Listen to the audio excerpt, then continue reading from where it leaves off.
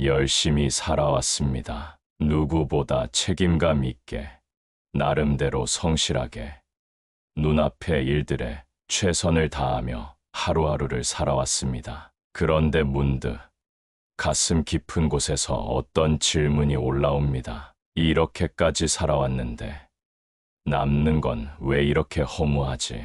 이룰 만큼 이뤘다고 생각했는데 왜 기쁘지 않을까? 사는 이유가 뭘까?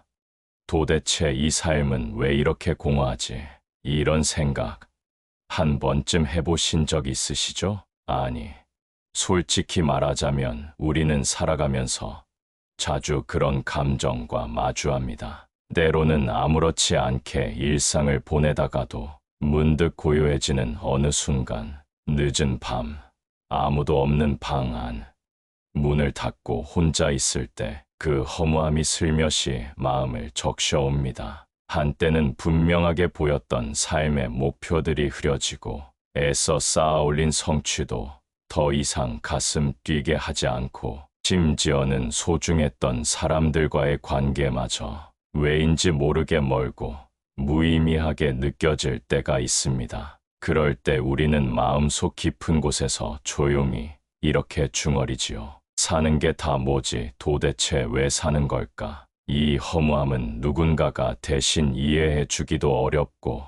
뭐라도 해보자고 노력하는 것조차 무력하게 만드는 아주 깊은 고독과도 같은 감정입니다. 그리고 이럴 때 사람의 말은 좀처럼 위로가 되지 않습니다. 책을 읽어도, 영화를 봐도, 대화를 나눠도 공허한 마음 한켠은 채워지지 않은 채로 남아 있습니다. 그럴 때 그 어떤 화려한 말이나 지식보다 조용히 그리고 깊게 부처님의 말씀을 펼쳐보는 시간이 필요합니다. 부처님께서도 똑같이 삶의 허무함, 공허함, 무상함 앞에서 괴로워하는 사람들을 마주하셨습니다. 그들을 위로하고 진리를 전하며 삶의 의미를 다시 찾도록 이끄셨습니다. 그 가르침이 고스란히 담긴 경전이 있습니다. 불교의 수많은 경전 중에서도 가장 간결하고도 직설적으로 삶의 본질을 꿰뚫는 말씀들이 모여 있는 책, 바로 법구경입니다. 법구경은 마치 우리의 삶 한가운데로 들어와 허무하다는 말 너머에 있는 마음의 진실을 조용히 비춰줍니다. 그 안에는 부처님이 우리에게 전하려던 삶의 본질, 마음의 방향, 깨어있는 존재로 사는 법이 짧지만 힘 있는 구절들로 가득 담겨 있습니다. 지금 허무함으로 흔들리는 당신의 마음이 있다면 이제 잠시 멈추어 이 말씀에 귀 기울여 보십시오. 법구경은 그저 책이 아닙니다. 그것은 바로 텅 빈 마음 속에 자비와 통찰로 다시 불을 밝히는 등불입니다. 그리고 지금 그 등불을 켜는 첫 순간이 바로 이 글에서부터 시작될 수 있습니다.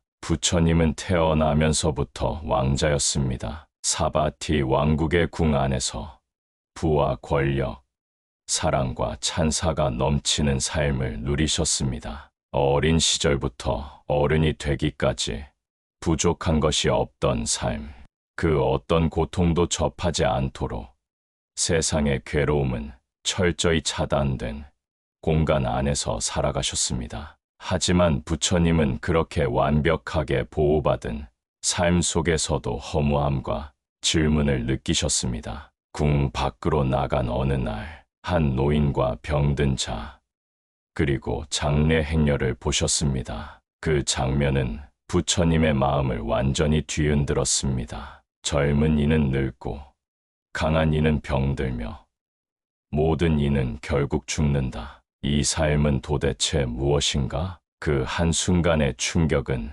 단순한 충격이 아니었습니다. 그것은 삶 전체에 대한 통찰의 문을 여는 계기가 되었습니다. 삶은 피할 수 없는 늙음, 병, 죽음으로 가는 길이라는 사실. 그 안에서 추구하는 모든 쾌락과 욕망은 결국 사라질 그림자와 같다는 진실.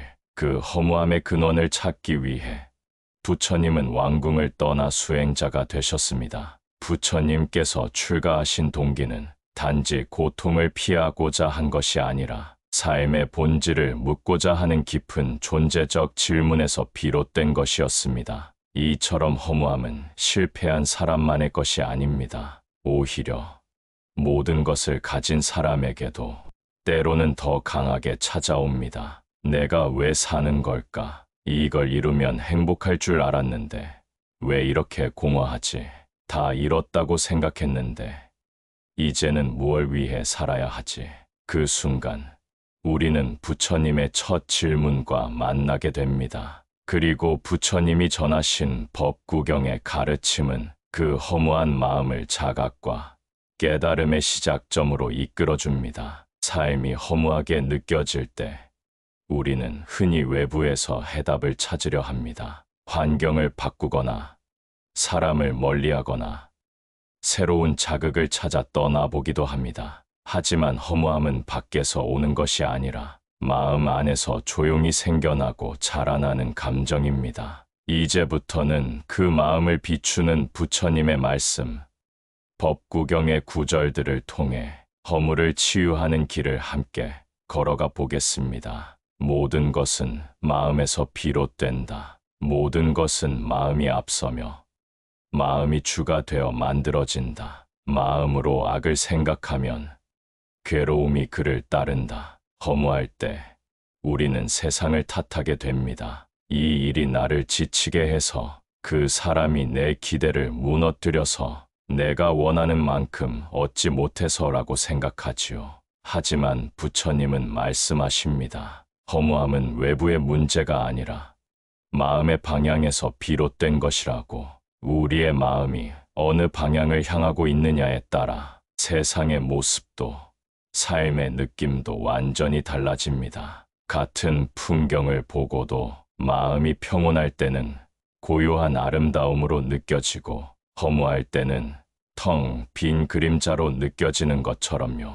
허무함은 사실 무엇이 없어서가 아니라 마음이 그 의미를 보지 못하게 되었을 때 생겨나는 감정입니다. 무엇보다도 지금 내 마음이 무엇을 바라보고 있는가를 살펴야 합니다. 세상이 아닌 마음을 바꾸는 것이 허물을 벗어나는 첫걸음입니다. 내일은 모른다. 오늘 해야 할 일을 게으름 없이 하라. 죽음의 대구는 쉬지 않고 달려온다. 삶이 허무하게 느껴질 때 그 뿌리 깊은 감정 속에는 불확실한 미래에 대한 두려움이 숨어 있습니다. 이대로 괜찮을까? 이 삶이 앞으로 어떤 의미를 가질 수 있을까? 그런 질문들이 허무함을 더 깊게 만듭니다. 하지만 부처님은 말씀하십니다. 내일은 아무도 모른다고.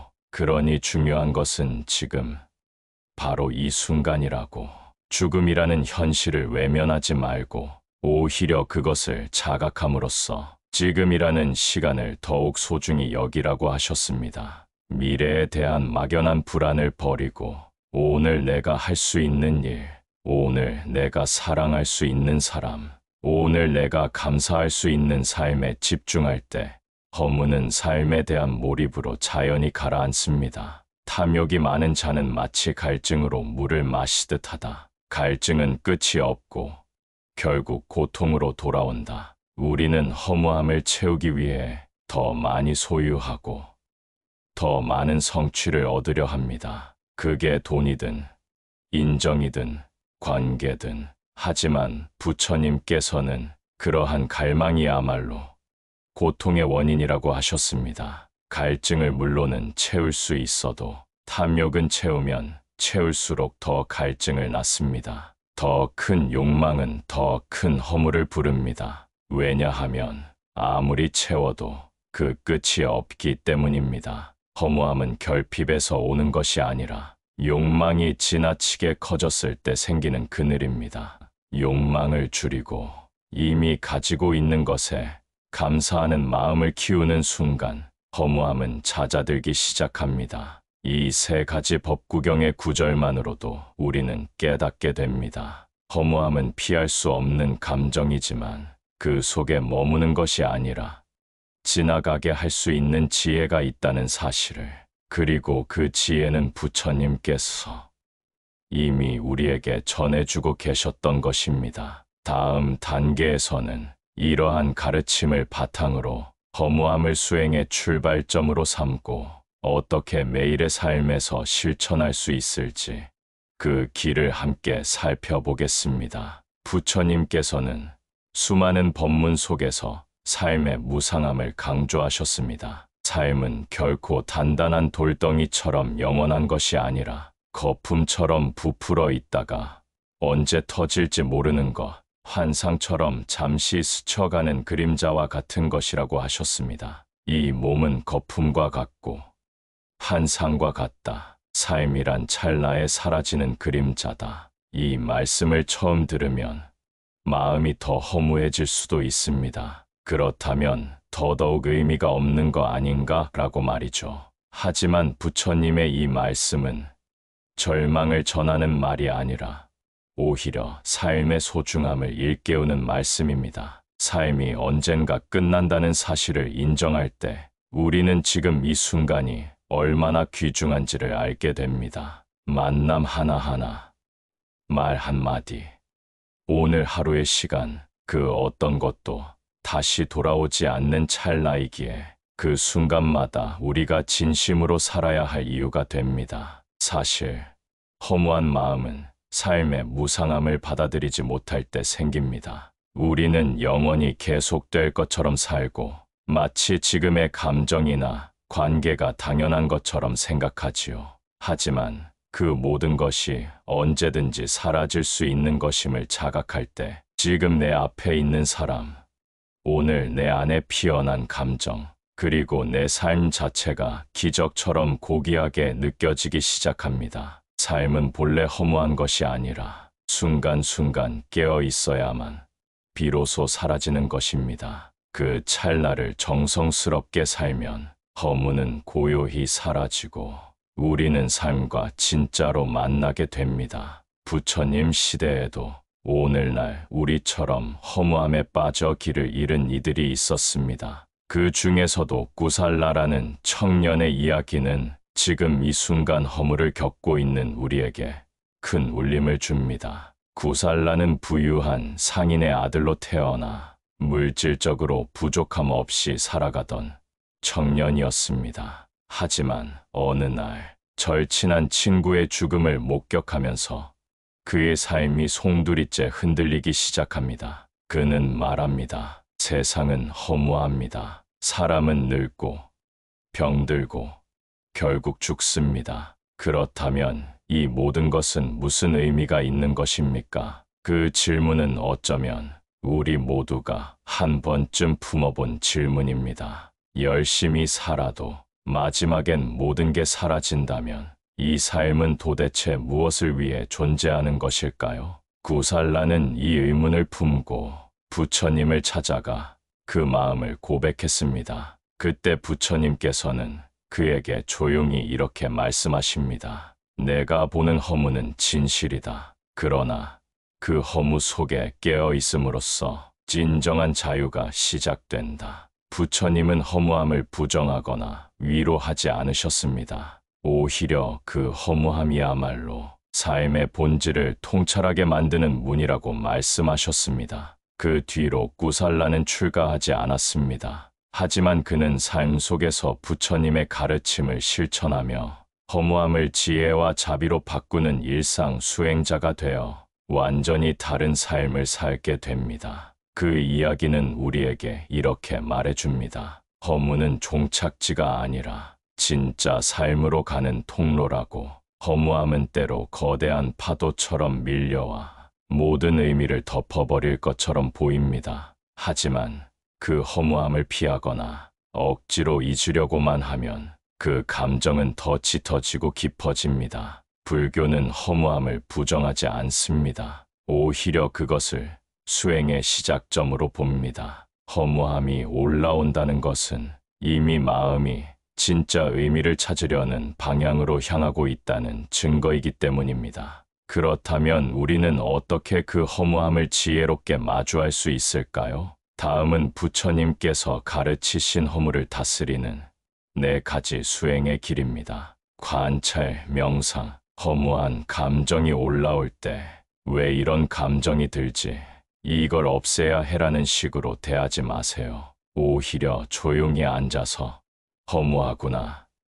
지금 마음이 이렇구나 하고 판단하지 않고 바라보는 것, 그 자체가 정념의 수행입니다. 놀랍게도 이 단순한 관찰만으로도 마음은 점차 고요해지고 허무함은 사라지지는 않지만 힘을 잃고 조용해집니다. 나눔 실천, 허무함은 대부분 나에 대한 집착에서 비롯됩니다. 내가 원하는 만큼 이루지 못했기에, 내가 원하는 삶이 아니기에 괴로운 것이지요. 이때 그 나에서 벗어나 타인을 위한 나눔을 실천해 보세요. 큰 것이 필요 없습니다. 오늘 누군가에게 진심을 담은 말 한마디, 작은 정성의 물건 하나, 도움의 손길 하나, 이런 이타적인 실천은 허무함을 흩어버리고 존재의 기쁨과 연결의 감각을 되살려줍니다. 매일 한 구절의 법구경 읽기, 하루에 딱 한 줄만이라도 법구경을 읽고 마음으로 되새겨보는 습관을 들여보세요. 진리는 말에 있지 않고 그 말을 따라 수행하는 자에게 있다. 이 구절을 하루 종일 품고 다니면 삶의 순간순간에 자연스럽게 깨어있는 태도가 깃들기 시작합니다. 법구경은 단지 문장이 아닙니다. 마음을 깨우는 울림이 담긴 지혜의 소리입니다. 죽음을 기억하는 마음 챙김, 삶이 무의미하게 느껴질 때 오히려 죽음을 생각해보는 것이 삶의 의미를 선명하게 만드는 역설이 됩니다. 부처님은 죽음을 외면하지 말고 늘 기억하며 살아가라고 하셨습니다. 죽음을 기억한다는 것은 슬픔에 빠지라는 뜻이 아닙니다. 오히려 삶의 유한함 속에서 지금 이 순간을 더 깊이 살아가라는 자각의 수행입니다. 삶이 허무하게 느껴질 때 그 마음은 결코 실패의 증거도 병도 아닙니다. 오히려 그것은 깨어나려는 영혼이 보내는 진동이며 세속의 반복에서 벗어나 진짜 의미를 찾아 나서라는 자각의 신호입니다. 그럴 때마다 법구경의 이 말씀을 조용히 떠올려 보세요. 그대 자신을 등불로 삼아라. 진리를 등불로 삼아라. 그 등불은 멀리 있지 않습니다. 누군가가 켜주는 것도 아닙니다. 그 등불은 바로 당신 마음 안에 있습니다. 허무함을 이겨내기 위해 무엇을 더 갖추고 더 노력해야 하는 것이 아닙니다. 오히려 지금 이 순간 잠시 멈추어 마음을 바라보고 그 마음을 따뜻하게 품는 것, 그것이 등불을 켜는 첫걸음입니다. 지금 당신이 다시 깨어나기를 바랍니다. 텅 빈 마음에 조용히 빛이 들기를 바랍니다. 허물을 넘어 진짜 삶과 다시 만나는 오늘이 되기를 감사합니다.